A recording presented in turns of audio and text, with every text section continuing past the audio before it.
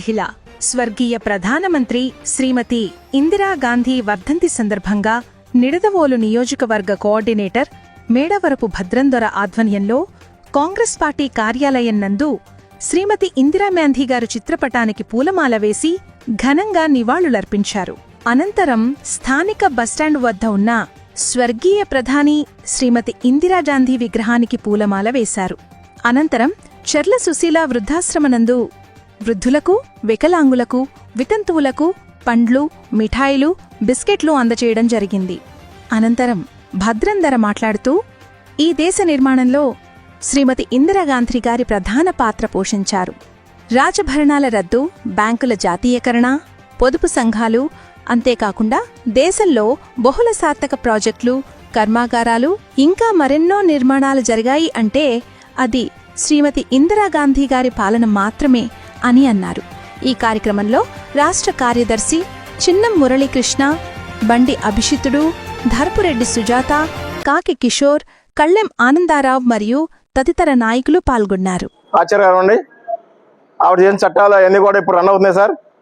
ప్రతి ప్రాజెక్టు కానీ, ప్రతి ఇండస్ట్రీ కానీ, ప్రతి నౌకాదళం కానీ, ఏదన్నా కానీ కాంగ్రెస్ పార్టీతో సాధ్యమైందండి. అది కూడా ఇందిరాగాంధీ గారి సారథ్యంలోనే అయ్యింది. మరి ఇప్పుడు గవర్నమెంట్కి చూస్తున్నారు, కూటమి గవర్నమెంట్ చూస్తున్నారు, బీజేపీ గవర్నమెంట్ చూస్తున్నారు. ఈ గవర్నమెంట్కి పాత రోజుల్లో కాంగ్రెస్ పార్టీ గవర్నమెంట్కి తేడా చూశారు, ప్రజలంతా గమనించారండి. రాబోయే రోజుల్లో కాంగ్రెస్ పార్టీ పట్టం కడతాకి బహు ఉత్సాహంగా ఉన్నారండి.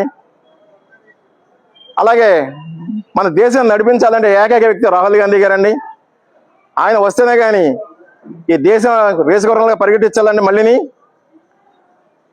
అలాంటి ఆయన ఎప్పుడు వస్తారని కూడా చూస్తున్నారండి. ముఖ్యంగా బీహార్లో కూడా అత్యంత వ్యతిరేకత వచ్చిందండి బీజేపీ మీద. రానున్న రోజుల్లో ఈ రాష్ట్రానికి, ఈ దేశానికి కాంగ్రెస్ పార్టీ ఎంత అవసరం ఉందండి. బడుగు బలహీన వర్గాలు